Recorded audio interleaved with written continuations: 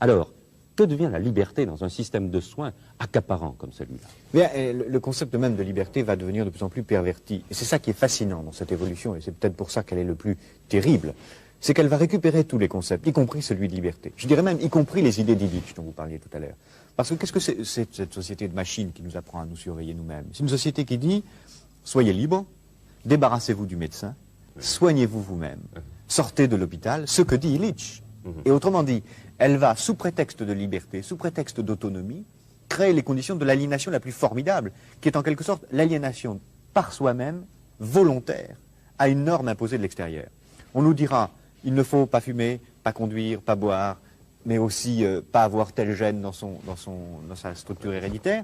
Si vous l'avez, vous êtes extérieur à la norme, faites tout ce que vous pouvez pour vous en débarrasser.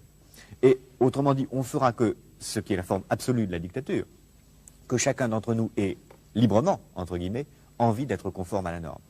Que chacun d'entre nous ait librement, entre guillemets, envie de se comporter comme un esclave.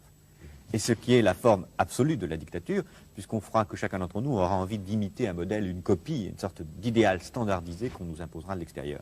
Et ce qui est fascinant, c'est que c'est à travers la médecine, à travers le bien et le mal, à travers le rapport à la mort, que cette nouvelle forme de société totalitaire est en train de s'installer.